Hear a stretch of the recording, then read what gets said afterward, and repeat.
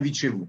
Nous avons le plaisir aujourd'hui de retrouver Dan Lévy que vous connaissez bien, avec qui nous avons terminé la dernière saison à la fin de l'été dernier, qui nous fait découvrir Israël en tant que guide sous un nouvel aspect, en espérant bientôt, et on en parle encore une fois de plus, que les frontières vont s'ouvrir définitivement, on l'espère vraiment j'allais dire dans les jours qui viennent. C'est vraiment une histoire de jours où tout le monde pourra venir en Israël de façon relativement libre, sans d'autres obligations que d'être vacciné. Voilà, aujourd'hui, on a décidé d'aborder un sujet particulier, intéressant, et je crois que c'est important dans le conflit dans lequel nous nous trouvons au Moyen-Orient, dans la discréditation d'Israël, du sionisme, dans ce qu'on entend un petit peu partout, et pas seulement dans le monde arabe, mais aussi en Europe occidentale. Et Dan Lévy va nous parler de la relation ou du rapport Herzl et Jérusalem. On a tous entendu parler du livre qui a été écrit par un des prédécesseurs d'Herzl qui s'appelait Rome et Jérusalem. On sait que Herzl, à un moment, et on l'imagine, a pensé éventuellement créer le foyer, j'allais dire, le foyer de secours pour les Juifs ailleurs qu'en Israël. Mais finalement, je crois qu'on va entendre et comprendre à quel point Jérusalem, du fait qu'il y a été aussi, était central dans la pensée d'Herzl, dans la pensée du sionisme et donc dans l'histoire de notre peuple. Voilà. Je transmets sans plus tarder la parole à Dan. Je vous rappelle les règles du jeu que vous connaissez bien, puisque je vois que nous avons un public fidèle qui continue à nous suivre depuis déjà de nombreuses années, et sur Zoom et en direct. Vous pourrez poser vos questions sur le chat, et tout au long de notre entretien, et surtout en fin de rencontre, d'ici une quarantaine de minutes, nous pourrons répondre et transmettre vos questions à notre conférencier. Toda Rabba, Shavua Tov de Jérusalem. Shalom les Koulam, bonjour à tous.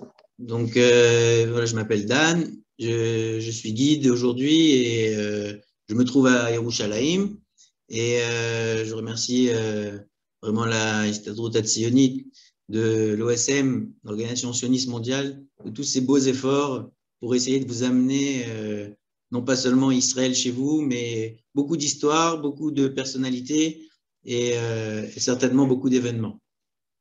Alors, sans trop tarder, on va commencer. Je vous ai préparé un diaporama et on va essayer de voir en fait comment Théodore Herzl, qui bien entendu était, on va dire, le grand visionnaire qui a essayé et malheureusement qui n'a pas réussi de son vivant, en tout cas, à voir la création de l'État d'Israël, mais qui a tout fait pour essayer de faire en sorte non pas seulement de créer un pays pour les Juifs, mais également de faire en sorte que dans ce pays, Yerushalayim est une place assez centrale et que ce soit de façon, on va dire, géographique, mais également de façon viscérale, et de faire en sorte que Israël puisse, le peuple juif en tout cas, puisse retrouver sa capitale tant aimée, qu'elle a perdu de vue pendant 2000 ans, mais physiquement, mais bien entendu qui était toujours dans les cœurs et qui restait l'objectif à atteindre en tout cas. Alors on va commencer. Je ne sais pas si c'est un hasard ou pas, mais en tout cas, au mois d'octobre 1898, Théodore Herzl a décidé de faire un voyage en Israël. Il a bravé bien plus que du corona. Il a bravé tous les moyens de locomotion de l'époque et il s'est organisé pour venir à l'époque dans le pays qu'on appelait la Palestine, pour essayer de venir voir et de faire un tour assez impressionnant dans un seul but, c'est de concrétiser bien entendu son rêve et son projet et essayer de voir comment il pouvait en tout cas le faire avancer. Alors, il s'agit de 5 personnes qui ont pris le bateau et qui sont partis de Vienne et qui ont décidé de venir passer un petit séjour de quelques jours entre je ne connais pas exactement le nombre de jours qu'ils ont passé, mais c'est entre 1 semaine et 10 jours. Et on va voir quelques stations qu'ils ont fait, mais bien entendu, on va se concentrer sur la station de Jérusalem et également le but de leur voyage. Avant de commencer, on va essayer de revenir sur Théodore Herzl, essayer de comprendre un petit peu qui il est. Et très vite, une petite on va dire introduction sur sa vie. Donc Théodore Herzl est né à Budapest le 2 mai 1860. Son père Yaakov était un banquier et un commerçant, une famille traditionnelle religieuse. Sa mère s'appelle Jeannette et c'est elle qui est mère au foyer, qui s'occupe de l'éducation de 2 enfants. Les 2 enfants, c'est Théodore et Pauline. Donc vous les voyez ici, une famille assez aisée quand même. On le voit dans les années donc, du 19e siècle de Budapest. Des beaux témoignages de la bar mitzvah de Théodore Herzl à la synagogue de Budapest, où son père lui a organisé là-bas une belle cérémonie de sa bar mitzvah et qui l'a marqué à vie. Malheureusement, la sœur de Théodore, Paulina, décède très tôt. La famille va être extrêmement touchée et foudroyée, et ils vont déménager et aller vivre à Vienne.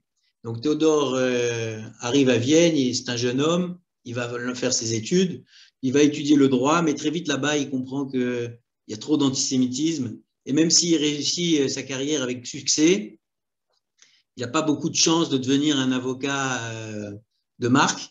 Alors, il se lance un petit peu avec la fréquentation d'auteurs et de compositeurs, et il devient un dramaturge. Il écrit des pièces de théâtre, et il a un très, très grand don d'écriture, de rédaction dans plusieurs langues, et puis il va devenir journaliste.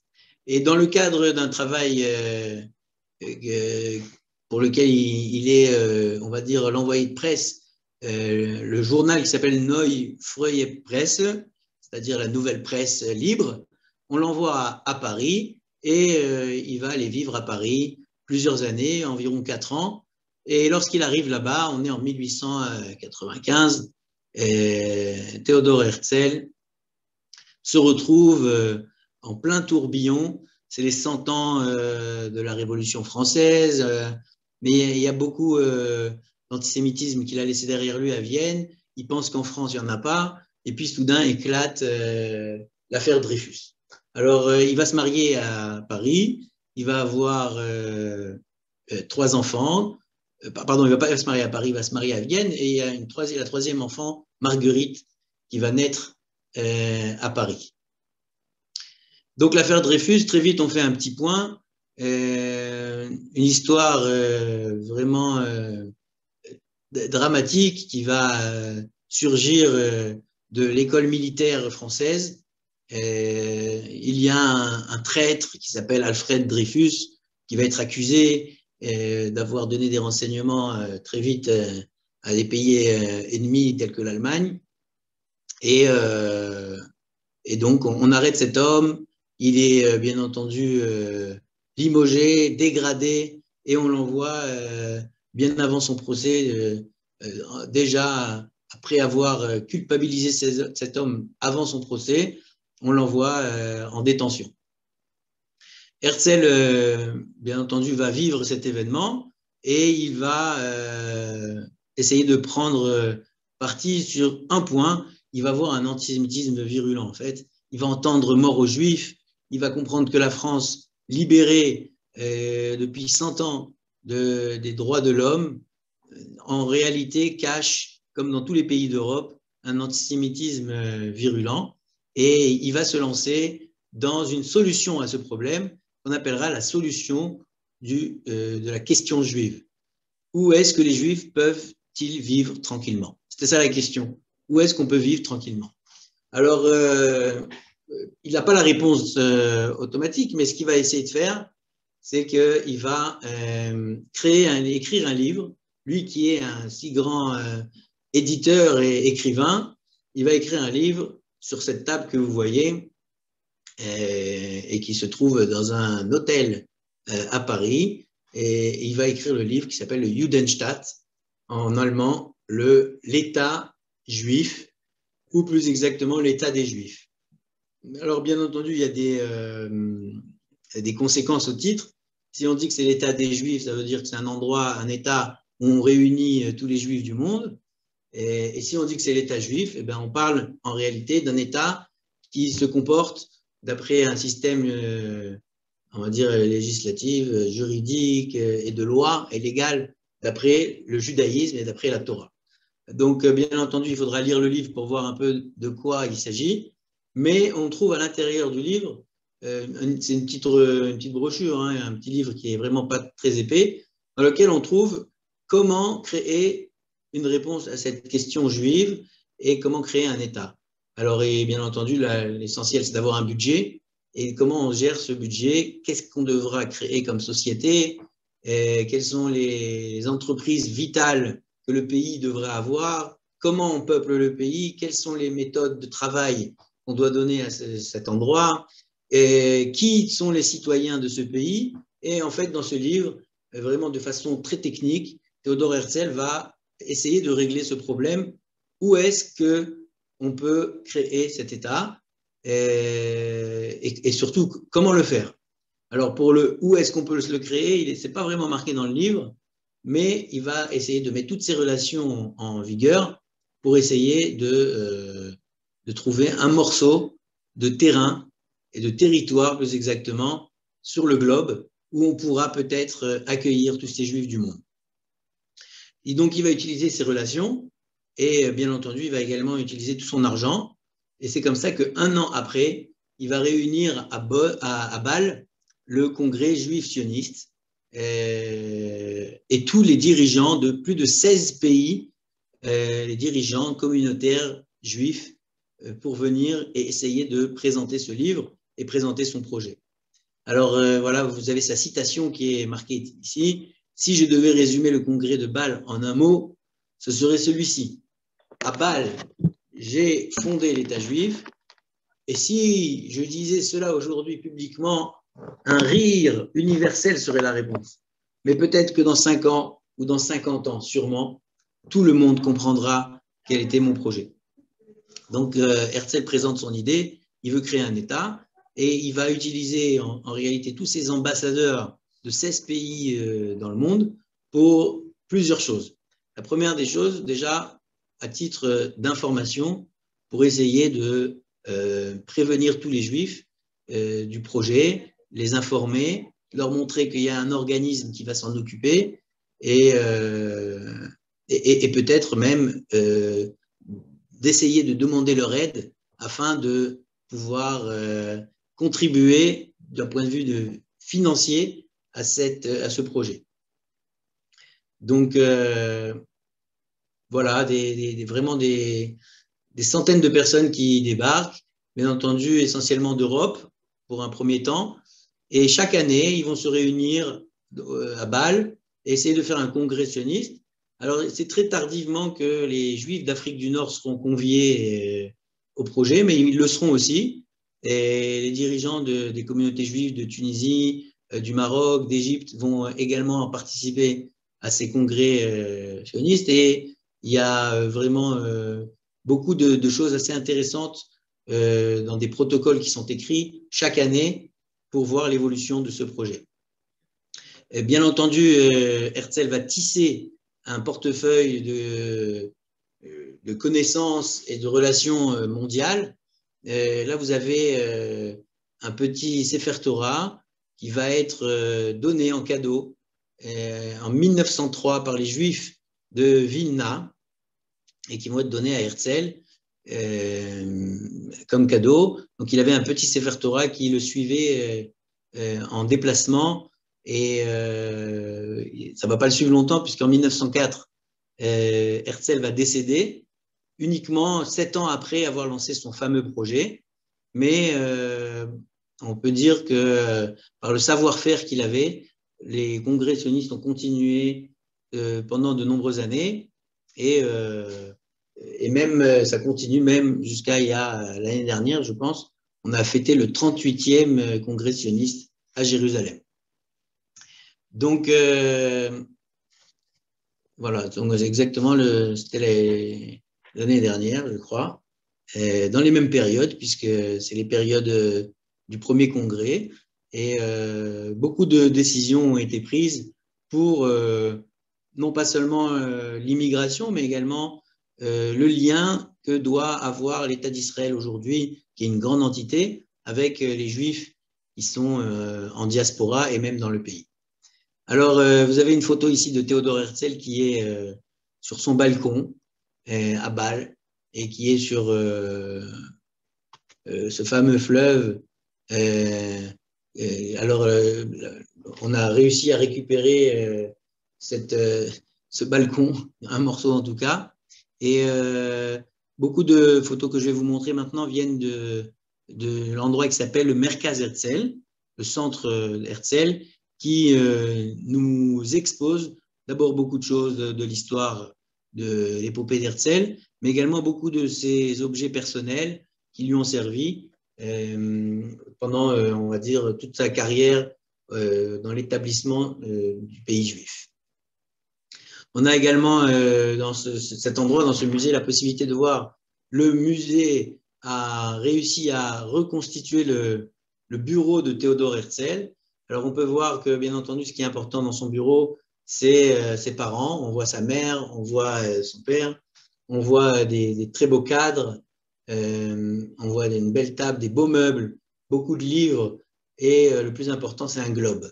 Le globe terrestre que vous voyez ici, Herzl marquait avec un petit feutre tous les endroits dans lesquels il avait voyagé pour aller rencontrer ses représentants communautaires, mais pas seulement les juifs de ces pays, mais également les grands du monde, que ce soit le tsar en Russie, que ce soit le Kaiser Guillaume II, qui était responsable, bien entendu, de tout l'Europe et de l'Allemagne et de Vienne et de l'Autriche, et également beaucoup de dirigeants. Alors, bien entendu, des gens, après, on peut se poser la question pourquoi il a été les voir. Il a même été voir le pape pour essayer de faire une pression et d'avoir un morceau de territoire. Bien entendu, tout le monde avait dans la ligne de mire le territoire de la terre ancestrale. Et puis plus tard, quand les choses se sont un petit peu corsées, alors Herzl a ouvert d'autres horizons, mais on aura l'occasion de revenir là-dessus tout à l'heure.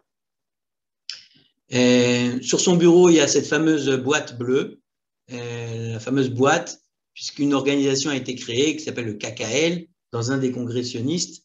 Et le KKL a été créé pour justement ramasser tout cet argent et tous ces budgets de tous les juifs du monde, même ne serait-ce que quelques pièces. Ça aidera à l'effort national du regroupement du peuple juif sur sa terre. Et c'est comme ça que, jusqu'à encore aujourd'hui, le KKL œuvre comme étant une des sociétés, on va dire, mères de l'organisation sioniste mondiale pour pouvoir œuvrer et obtenir des budgets et faire des belles choses en Israël, mais également dans les relations avec les Juifs du monde. Des cartes postales, bien entendu, ont été envoyées dans le monde entier. Et ça, vous voyez, c'est des cartes postales qui ont été envoyées aux Juifs du Maroc, de Tunisie et d'Algérie. Et on arrive maintenant au vif du sujet, où une rencontre va avoir lieu. Herzl, en tant que Guillaume II, dit Wilhelm II, le Kaiser, va enfin aller faire un voyage en Palestine pour aller rencontrer Abdul Hamid II, le sultan ottoman. Alors ça va se passer au mois d'octobre 1898, donc c'est après le premier congrès juif sioniste, et là Herzl se dit, c'est l'occasion que ces deux alliés puissent peut-être plaider ma cause et faire en sorte de se rencontrer, de parler de l'avenir du peuple juif. Alors, ni une ni deux, ce que je vais faire, je vais aller voir Guillaume II, moi qui suis un ancien viennois, je vais lui demander de toucher un mot à Abdul Hamid et peut-être d'avoir un morceau de territoire en Palestine pour nous, peuple juif. Et donc Guillaume II accepte la demande de Théodore Herzl et il lui dit, écoute, moi je vais le rencontrer, je lui toucherai deux mots, mais ça serait bien que tu sois là aussi pour que je te rende la réponse. Et donc Herzl s'invite en Palestine et ça va être en fait la seule semaine qu'il va passer de sa vie dans ce pays où il va pas faire du tourisme, mais bien entendu, il va essayer de lier son voyage à quelques visites pour essayer de voir qu'est-ce qui se passe là-bas dans ce pays. et il va essayer, bien entendu, d'avoir la réponse. Est-ce qu'on a le droit, de façon légitime, à avoir une reconnaissance sur cette terre? Alors, c'est comme ça que nos 5 compatriotes que vous voyez ici, Theodor Herzl, Moshe Schnerer, Yosef Zeinder, Max Bodenheimer et David Wolfson, se lancent dans ce voyage. David Wolfson, regardez, il a un objet qui est dans sa main, je ne sais pas si vous arrivez à le voir, ça va être le photographe de la compagnie. Et ce photographe a une tâche très, très importante, puisqu'il va devoir immortaliser ce voyage, Herzl, en Israël. Donc, il va falloir montrer sur les pages Facebook de l'époque, qui étaient les journaux en papier, qu'est-ce que Herzl fait de ses journées et surtout de peut-être du budget qu'il a récolté pendant ces différentes campagnes. Alors, n'oubliez pas qu'on est en 1898, ça fait qu'un an qu'il a le congrès sioniste, et il faut le savoir, Theodor Herzl a mis énormément d'argent personnel dans sa tâche et dans son projet, en tout cas, du moins au départ. Le voilà, il a pris le bateau, il s'est embarqué et il va arriver jusqu'à Yafo. Donc, regardez des belles photos de 1898 dans lesquelles on voit, bien entendu, beaucoup de messages diplomatiques et politiques, certainement, où on voit toutes sortes de personnages qui sont sur le bateau, qui vont en même direction et qui n'ont aucun problème de poser ensemble. D'accord?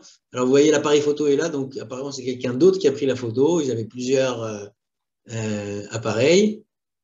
Et manque de peau pour Theodor Herzl, sur le bateau, il se foule la cheville et ça commence par le pied gauche, comme on dit, à boiter. Alors, il arrive à Yafo, il va débarquer à Yafo, il se rend directement à Mikvé Israël, qui est une petite ferme agricole qui enseigne à des jeunes comment travailler la terre et également, bien entendu, non pas seulement travailler la terre, mais développer un sens de citoyenneté et de responsabilité envers les gens qui sont les propriétaires de la terre. Donc, on est avec l'Alliance israélite universelle qui a ouvert cette école agricole qui existe déjà depuis pas mal de temps quand Herzl y arrive. Et Herzl a débarqué à Mikvé Israël parce que dans quelques jours, dans moins de 2 jours, le Keizar va faire une visite à Mikvé Israël. Et là, ce sera l'occasion de le rencontrer pour la première fois et de lui faire signe que Herzl est bien arrivé en terre promise et qu'il n'oublie surtout pas, avec toutes ses préoccupations, la mission spéciale que Herzl lui a demandé, à savoir de toucher un mot à Abdul Hamid. Voilà, donc là-bas, si vous vous rendez à Mikvé Israël, vous pourrez voir une sorte de statue qui évoque la rencontre entre Herzl à droite et le Kaiser allemand Guillaume II.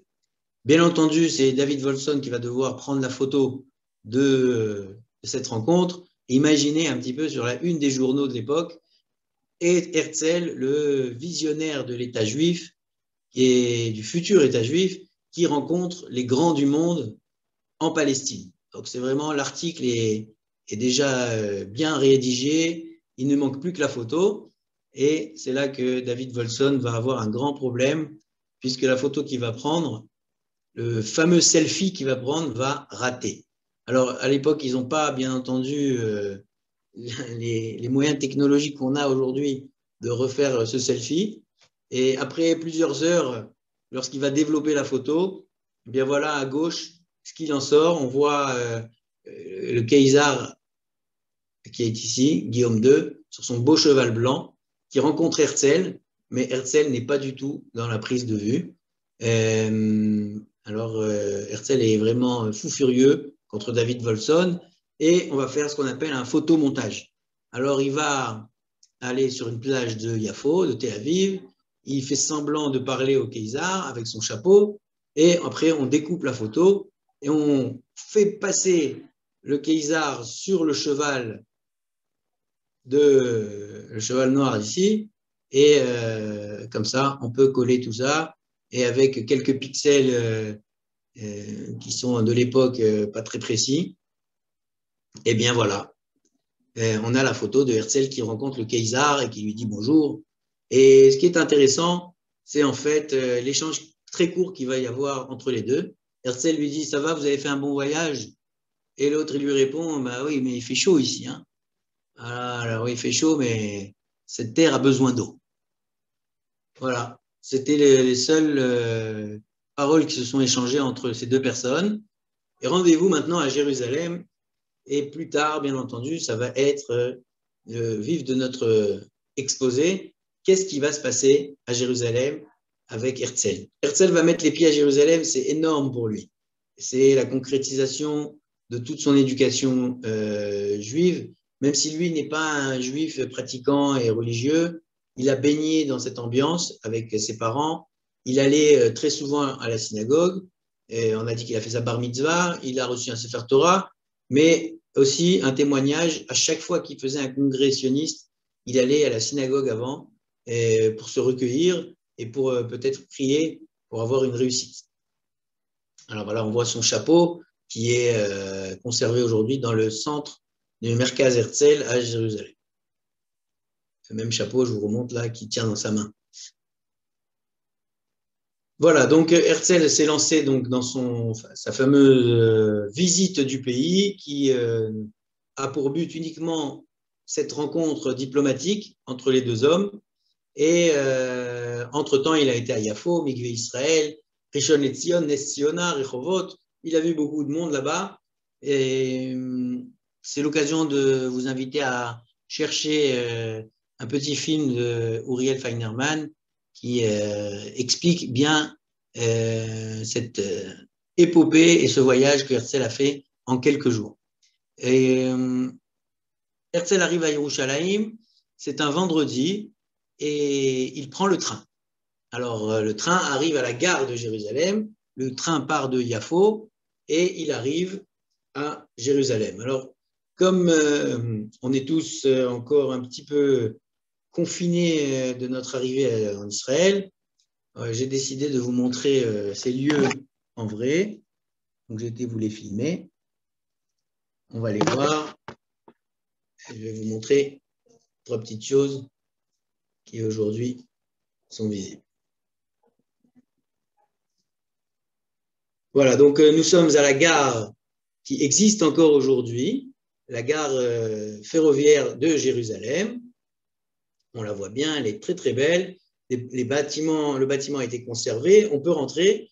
Aujourd'hui, il n'y a plus de train qui arrive de Jaffa, mais à l'époque, voilà à quoi ça ressemblait. Donc ça, c'est une photo des années 1900. 2 ans après que Herzl arrive, on peut voir que le quai est toujours d'actualité, il est toujours présent. Les rails également sont là. Et il n'y a plus de train, mais il y a des restaurants. Il y a des petites gargoulettes, il y a des petits endroits où on peut se recueillir pour passer un moment de détente à 2, à 3, en groupe. On peut faire du sport le matin, on peut faire des petits achats, il y a des petits magasins. C'est un endroit vraiment assez sympathique de détente et c'est un projet que la mairie de Jérusalem a développé il y a quelques années pour essayer de réhabiliter cette gare et lui donner une connexion entre l'histoire et bien entendu la détente. Voilà, donc les gens se retrouvent et vraiment un très bel endroit que je vous conseille d'aller voir à Jérusalem. Il y a beaucoup de spectacles, beaucoup de concerts, beaucoup d'endroits utilisent ce lieu. Alors, qu'est-ce que c'est que cette histoire de train et qui a créé cette gare? Donc, on est dans les années du 19e siècle où, en fait, la présence ottomane a besoin de développer les infrastructures qui se passent dans le Moyen-Orient. Et la chose la plus importante, c'est d'arriver à la Mecque en tant qu'un bon musulman. Et donc, les réseaux ferroviaires vont être complètement développés dans le Moyen-Orient. Et Jérusalem est une station de ces réseaux ferroviaires. Et alors, il y avait plusieurs destinations. Il y avait un réseau qui décernait toute la côte maritime du pays, appelé de l'époque la Palestine, et également des réseaux perpendiculaires qui allaient jusqu'à la Mecque. Et donc, Jérusalem était une des stations du réseau. Et Théodore Herzl, après 3 heures de voyage, en ce fameux vendredi, va débarquer dans notre belle gare de Jérusalem, le pied foulé, et c'est déjà Shabbat. C'est déjà Shabbat, et il doit aller à l'hôtel, et l'hôtel se trouve à 2 km, à Davidka, pour celui qui connaît Jérusalem. 2 km marcher, impossible, avec un pied foulé. Herzl essaye de trouver un moyen de locomotion, mais là, tout son équipage lui dit « Non, non, tu ne vas pas faire ça, on est à Jérusalem. Le premier juif qui est visionnaire de l'État juif arrive à Jérusalem, il faut qu'on y aille à pied, c'est Shabbat, donc on y va à pied. » Et pendant plus d'1 heure de temps, Herzl va marcher dans les rues de Jérusalem. Bien entendu, il n'y a pas grand-chose, il n'y avait pas l'hôtel Orient magnifique qui est là derrière. Et il va découvrir une Jérusalem déserte, aride, pas trop développée. Et il se dit, pour nous, c'est tellement grand ce Jérusalem. C'est une construction qui n'est jamais détruite. C'est un temple, c'est tout un monde entier. Et de voir ça, Herzl va être extrêmement déçu et il écrira une très belle phrase sur Jérusalem, que son projet va devenir également de ramener toute la splendeur à Jérusalem. Alors, on va reprendre notre diaporama. Puisqu'on y est sur la gare, j'aimerais vous donner un autre renseignement et une information assez importante. Cette gare a été l'objet d'un attentat il y a quelques années. Et comme c'est rare que ce soit des juifs qui fassent des attentats, donc c'était un attentat juif. Et cette gare en 1936, bien entendu, comme vous le savez tous, en 1918, après la Première Guerre mondiale, l'Empire ottoman tombe et ce sont les Anglais qui prennent la possession d'une grosse partie de l'Empire ottoman, l'Égypte, la Jordanie, etc., et également la Palestine. Et donc, vous avez ici des officiers britanniques qui ont le même chapeau qu'Herzl, vous voyez, et qui se retrouvent dans la gare et qui attendent le train. Et un homme qui décide de venir faire un attentat, qui était un membre des partis, on appelle ça les partis révisionnistes, qui étaient contre l'occupation britannique horrible et complètement illégitime, en tout cas aux yeux du peuple juif, un membre du Lehi qui s'appelle Moshe Barzani, qui est ici sur votre gauche. Vous pouvez le voir, il est très jeune, moins d'une vingtaine d'années, décide de faire un attentat dans la gare de Jérusalem, dans la salle d'attente des trains. Et il va, bien entendu, porter atteinte à de nombreux soldats britanniques, comme quoi ces actes et ces attentats étaient des réponses à des procédures qui étaient quelquefois très, très, très déplacées de la part des Anglais sur les quotas d'immigration juive, sur les droits des populations juives en Palestine de l'époque. Et donc, beaucoup de groupes se sont levés pour se révolter contre l'occupation britannique, qui quelquefois même donnait préférence aux populations musulmanes et arabes. Et donc, Moshe Barzani fait un attentat, il se fait malheureusement attraper, on l'envoie dans la prison de Jérusalem, et là-bas, il est bien entendu condamné à la pendaison. Et, ne voulant pas donner gain de cause à ses déteneurs, alors il va réussir à obtenir une grenade dissimulée dans une orange, et avec son ami qui s'appelle Meir Feinstein, ils vont se faire sauter le jour de leur exécution pour ne pas mourir comme l'Angleterre avait décidé. Cette prison se visite également, donc je vous invite lors de Jérusalem à vous rendre à côté de la mairie de Jérusalem et de visiter cette prison et de voir toute l'histoire de ces mouvements qui ont réussi à s'opposer et voire même à faire fuir les Anglais de la terre d'Israël. Bien entendu, c'est l'occasion de dévoiler l'attentat également du King David, qui sera la cerise sur le gâteau.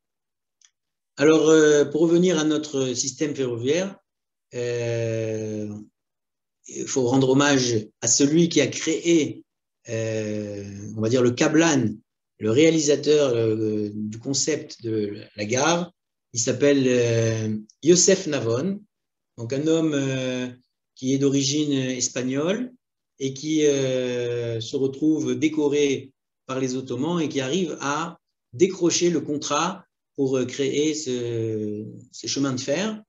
Donc, Yosef Navon va être le père de Yitzhak Navon. Yitzhak Navon qui sera le 5e président de l'État d'Israël, quand l'État d'Israël sera créé, et qui a donné son nom aujourd'hui à la gare de train de Yerushalayim, mais qui est en vigueur. Donc, depuis maintenant 2 à 3 années, il y a un train à Jérusalem. Ce n'est pas les mêmes, bien entendu, le même parcours qu'il y avait à l'époque de Herzl et de Yosef Navon, mais c'est un autre parcours qui va beaucoup plus vite. Et par rapport à 3h50 de trajet à l'époque d'Herzl, eh bien, vous pouvez maintenant, en moins de 27 minutes, vous rendre de Tel Aviv à Jérusalem. Au mariage de Yitzhak Navon, vous avez Ben Gurion avec une kippa. C'est une photo qui est très rare et c'est beau de voir comment ces dirigeants, même si tout au long de la journée et de l'histoire, on les entend comme étant des gens non religieux, eh bien, on voit comment ils savent respecter et donner toute l'importance au Tanakh, à la religion ou à quelques symboles, en tout cas, de l'histoire juive. Mais en tout cas, c'est unanime. À Yerushalayim, tout le monde donne son intérêt, son attachement et son amour. Voilà, Herzl se fait photographier à Jérusalem. Alors, bien entendu, comme je vous le disais, la première nuit, il arrive dans un endroit qui est un hôtel. C'est l'hôtel Kaminz, qui se trouve à la rue Nevi'im, à côté de Davidka. Il arrive assez tard le soir et là, on lui dit « Ah ben désolé, vous n'êtes pas venu à l'heure prendre votre chambre. » Donc, votre chambre, elle est prise et occupée par des soldats qui accompagnent le Kaiser allemand et il vous reste la table de billard pour passer la nuit. Et donc, Herzl va passer sa nuit sur la table de billard de l'hôtel avec un pied foulé. Il n'en peut plus, il est à bout de souffle, il n'a rien mangé.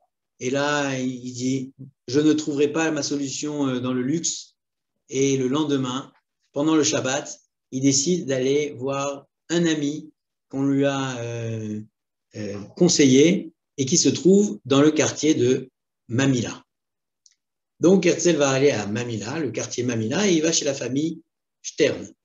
Alors, on va faire un petit tour de Mamila, puisque ça existe aujourd'hui, et on va essayer de vous montrer en image qu'est-ce que Mamila à l'époque et aujourd'hui. On a la chance à Mamila de voir les deux époques. C'est-à-dire que vous pouvez voir des choses qui étaient à l'époque de Herzl, mais également des choses d'aujourd'hui, des années 2010. Et donc, je vous présente la famille Stern qui habite dans cette maison, qui a été totalement reconstituée et reconstruite à un autre endroit, à quelques mètres de l'endroit où elle était. Celui qui se balade à Mamila, il pourra observer qu'en fait, il y a des numéros sur des pierres, et ces numéros sont en réalité la possibilité de refaire le Lego, de refaire la structure et la charpente de la maison. Voilà, on voit la vieille ville de Jérusalem, les murailles, et ces numéros nous permettent donc, ou plutôt vont permettre à créer un boulevard qui associera le côté moderne, les bâtiments que vous voyez ici, aux bâtiments anciens. Alors, Herzl, bien entendu, se fait photographier avec la famille Stern. Voilà le quartier de Mamila. Aujourd'hui, c'est un grand boulevard vous rentrez dans cette rue et là, soudain, vous êtes accueillis par des bâtiments modernes, mais également des vieux bâtiments qui ont plus d'une centaine d'années et qui sont des maisons juives qui appartenaient à des familles qui vivaient à Jérusalem. Alors, c'est très important de comprendre où se trouve Mamilla. Parce qu'en 1898, quand Herzl arrive, c'est un simple quartier juif, mais avec l'histoire, le quartier de Mamilla va se retrouver dans une position géopolitique très compliquée. En 1948, lorsque l'État d'Israël va être créé, et suite à la guerre d'indépendance qui va avoir lieu, eh bien, le quartier de Mamilla, qui se trouve exactement ici, se trouve être sur la frontière de cessez-le-feu entre la Jordanie et Israël. Donc, nous avons, comme vous le savez tous, la vieille ville a été prise par les Jordaniens, mais également toute la Cisjordanie. Et les Jordaniens vont chasser les Juifs de la vieille ville, du quartier juif, et vont les envoyer derrière la ligne du cessez-le-feu vers ce qu'on appelle la Jérusalem-Ouest. Ils n'auront plus le droit d'aller vers la vieille ville, plus le droit d'aller au Kotel, plus le droit d'aller au Mont des Oliviers. Et pendant 19 ans, de 1948 à 1967, le quartier de Mamilla se trouve sur la frontière à devoir essuyer des tirs des Jordaniens, la Légion jordanienne, un quartier très tendu où des pauvres personnes vont vivre là-bas, puisque franchement, ce ne sont que les gens qui n'ont pas de moyens, qui n'ont pas le choix de vivre dans ces endroits. Les autres vont plutôt aller à l'ouest de Jérusalem, dans les quartiers de Beth Hakerem, Kiryat Moshe, Beit Vegan, etc., qui vont déjà voir le jour à ces époques-là. Donc, comme je vous disais, le quartier de Mamilla aujourd'hui est un endroit magique où se retrouvent beaucoup de magasins également. Et tout ça, on le doit grâce à une société qui s'appelle la société Alrov. La société Alrov est un diminutif du nom de Alfred Akirov. Alfred Akirov est propriétaire de la société Alrov qui, en fait, détient tout le boulevard Mamilla. C'est un boulevard privé, donc les magasins payent des loyers. On a derrière ce bâtiment ce qu'on appelle l'hôtel Waldorf Astoria. Et je vous montre en fait cette rue pour vous dire que c'était ici que passait la ligne qui différenciait Jérusalem-Est de Jérusalem-Ouest. Donc ce projet, qui est Mamilla aujourd'hui, a permis d'entériner que cette frontière n'existe plus, de permettre la connexion à nouveau et la réunification de Jérusalem-Est avec Jérusalem-Ouest et de faire en sorte que de nombreuses personnes, que ce soit des Juifs comme des Arabes, puissent se réunir autour de magasins, autour de restaurants, autour de toutes sortes de lieux magiques qui se trouvent donc dans ce quartier de Mamilla. Donc vous voyez vraiment la marque de l'authenticité d'il y a 100 ans avec vraiment des étages modernes rajoutés. Il y a même un hôtel Mamilla et plein de belles choses que vous pouvez visiter lors de votre prochain passage à Jérusalem. On va aller un peu plus vite. Voilà. Et on arrive, bien entendu, en plein milieu de la rue Mamilla, à la maison de la famille Stern, qui porte aujourd'hui le nom de Herzl, puisque Herzl a passé quand même 2 nuits à l'intérieur. Et comme vous voyez, je vous le disais, les pierres sont numérotées, car elles ont été déplacées et reconstruites exactement à la même façon, grâce aux photos que je vous ai montrées et à l'ingéniosité des architectes israéliens. Voilà, donc il y a un restaurant qui se trouve à l'intérieur de ce lieu et je vous recommande d'aller la prochaine fois. Ok, on reprend notre présentation. Donc Herzl se trouve à Mamilla et voilà notre ami Alfred Akirov qui est le propriétaire donc, de tout cet endroit, ce bel endroit magique. La société Arkia également lui appartient. C'est un homme très riche. Voilà. Très bien. La troisième étape dans son voyage de Jérusalem, Herzl va aller, on voit le mont des Oliviers qui est derrière, il va aller au camp où se trouve le sultan et bien entendu d'aller voir le Khaïsar pour essayer de comprendre avec lui s'il a parlé de ce projet.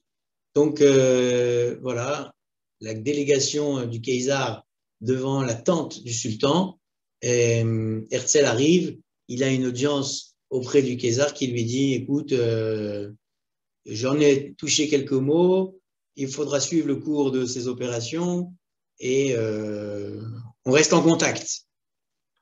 Et donc Herzl comprend très vite que en fait, son voyage ne va pas beaucoup servir et il se retrouve en train de réfléchir à une autre piste. Le sultan s'en va et bien entendu, il ne compte pas laisser un territoire aux Juifs, en tout cas pas en 1898. Herzl retourne chez lui, il se met à sa plume et il va écrire un livre qui sera ce qu'on appelle le livre Alt-Neuland, plutôt exactement un roman, une sorte de rêve. Un jour viendra, on pourra créer ce vieux nouveau pays, à l'image de Mamilla, où on peut voir les racines du peuple juif ancestral, mais également la nouveauté, le modernisme, faire en sorte que Jérusalem retrouve sa splendeur, comme je vous disais tout à l'heure. Et Théodore Herzl écrit cette pièce de théâtre, il va parler beaucoup de sa sœur à l'intérieur, le vieux nouveau pays. Lorsque la ville de Tel Aviv prendra jour, en 1904, eh bien, elle portera le nom de Tel Aviv, car c'est inspiré de ce livre-là et du titre de ce livre. Tel Aviv réunit en fait dans son côté étymologique, Tel, c'est une colline archéologique, le passé, Aviv, le printemps, la nouveauté, le renouveau, et donc Alt-Neuland, la nouvelle terre. Donc Tel Aviv est censé être créé et donner un nouveau relan d'installation du peuple juif sur sa terre. Donc on va bientôt terminer et la dernière séquence que je voulais vous montrer, on ne peut pas parler de Herzl à Yerushalayim sans évoquer le mont Herzl. Donc Herzl décède le 3 juillet 1904. Il se fait enterrer à Vienne avec ses parents, Jacob et Jeannette. Ça, c'est le caveau, on va dire, de la famille Herzl. Et donc, leur fils, Théodore, qui est enterré le 3 juillet 1904. Et une semaine avant de mourir, Herzl va écrire un testament dans lequel il demandera d'être enterré à Jérusalem. De par son attachement, il dira, si un jour vous arrivez à créer ce merveilleux pays ancien et nouveau, faites en sorte que je puisse venir et je sais qu'un jour vous y arriverez, peut-être dans 5 ans ou tout simplement peut-être dans 50 ans, mais je sais que vous y arriverez. Et donc 50 ans après, en 1948, nous réussissons à, on va dire, à créer l'État d'Israël. Et bien entendu, une des premières choses que David Ben Gurion va faire, il va amener les ossements de Herzl dans le pays juif récent, créé. Donc, on a quelques images. Je vais vous montrer ça.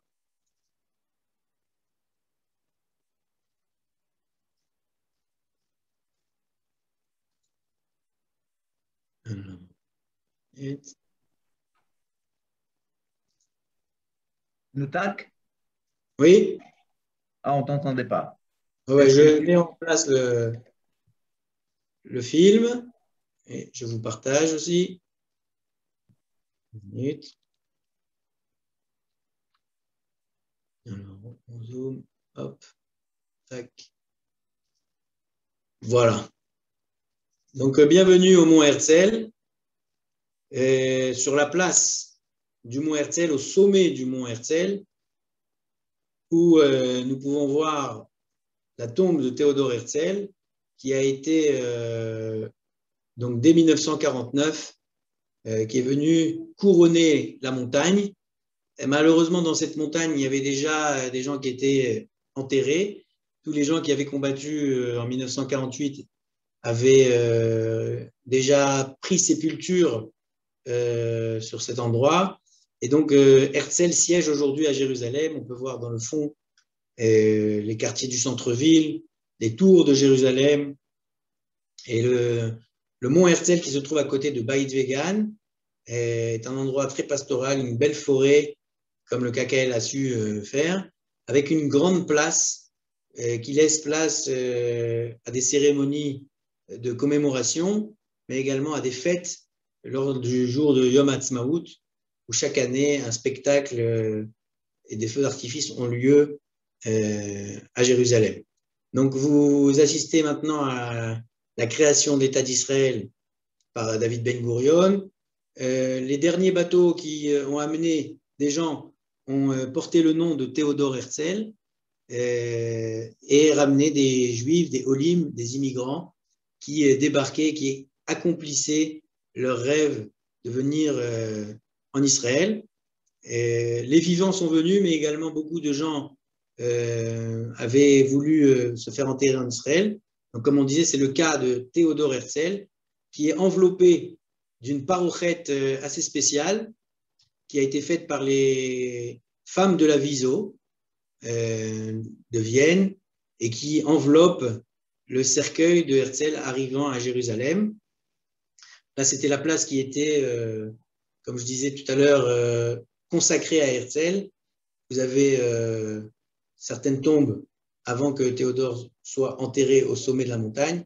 C'est tous les gens des convois qui ont été touchés et tués à Jérusalem. Et voilà la tombe de Théodore Herzl où on voit en hébreu et en hébreu uniquement. Voilà la parochette qui a été brodée à l'occasion du déplacement des ossements de Herzl. Une très belle parochette sur laquelle il y a marqué des prophéties de Yecheskel. Je vous lis, Ine ani potach et kivrotechem, ve'eleti etrem et kivrotechem, ami, ve'veti etrem el admat Israël. Voilà, je vais ouvrir vos sépultures et je vous ferai monter vos ossements vers la terre d'Israël. Et c'est le cas donc de cette parochette, ce grand châle de prière ou de rideau qui va envelopper les ossements de Herzl, bien entendu une Magen David, et 7 petites étoiles qui étaient le drapeau de Théodore Herzl avant la création du drapeau de l'État d'Israël, en tout cas.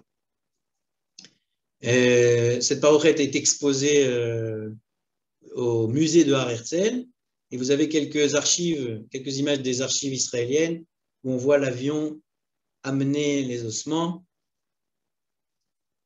et bien entendu l'armée Tzahal qui va faire un grand respect aux ossements de Herzl pour les amener de Tel Aviv, de l'aéroport Ben Gurion, à Jérusalem pour réenterrer Théodore Herzl dans la ville qu'il a tant aimée, qu'il a visitée et qu'il avait dans son cœur tout au long de son projet.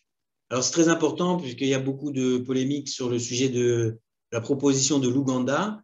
À un moment donné, suite au refus des Ottomans, et Théodore Herzl a eu une option qui s'est envisagée de la part des Anglais de faire le pays en Ouganda.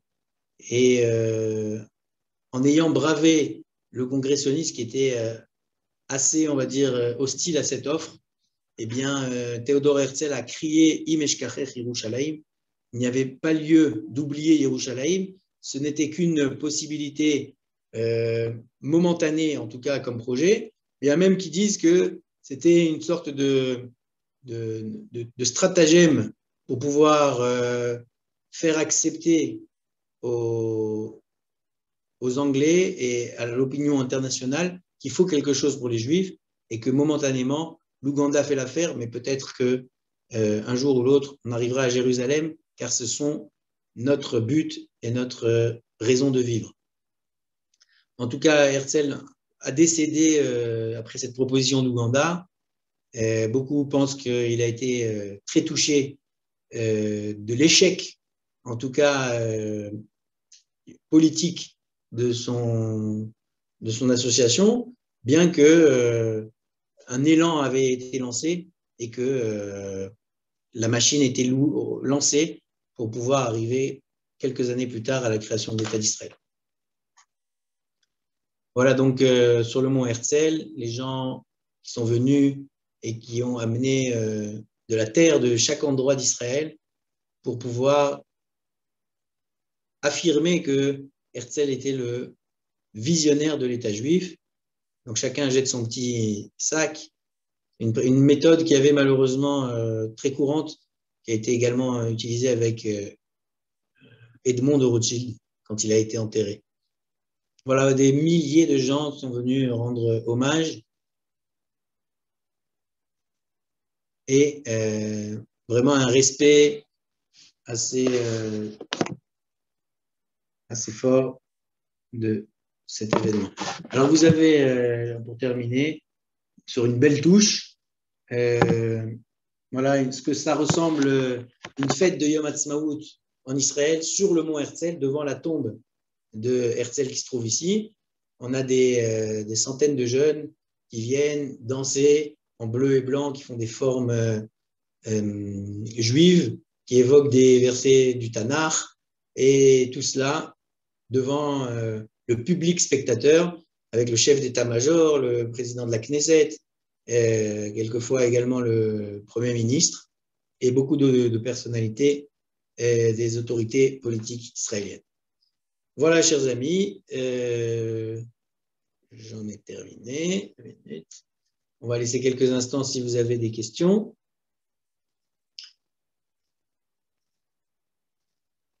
Et pour terminer, avant que vous prépariez vos questions, une des personnalités qui a fait l'oraison funèbre de Herzl s'appelle le Rav Kook, et se servant un peu de cette image, alors il a décrit que la période de Herzl était comme une période telle que le Mashiach ben Yosef, c'est la période où une préparation à l'annonciation du Mashiach, le Mashiach ben David. Donc il a fait tout un Dvar Torah sur Herzl, sans donner son nom certes, mais en train d'expliquer que nous sommes en train d'enterrer un homme qui a œuvré pour la libération et la rédemption du peuple juif sur sa terre.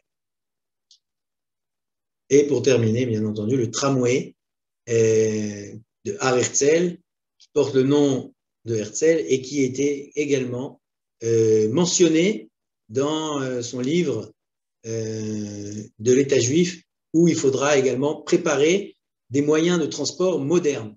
Alors, on a rendu hommage à Herzl en créant le tramway à Jérusalem, une ville d'Herzliya. Et bien entendu, la phrase « Im tirtzu enzo agada », si vous le voulez, ça ne sera pas une légende. Voilà, chers amis, si vous avez des questions, avec plaisir. Sinon, je rends l'antenne. Merci beaucoup, Dan. Bah, écoute, beaucoup de témoignages de remerciements, très intéressants, passionnants, intéressants.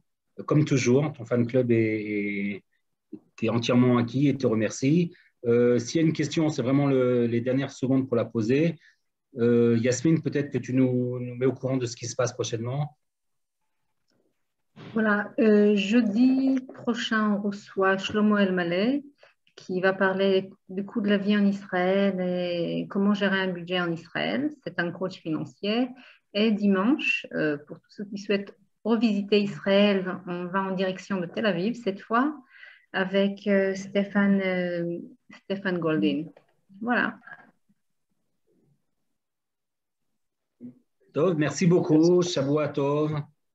Et à bientôt. Bye, Shavua Tov. Merci Yasmine. Merci. Bye. Merci Avi.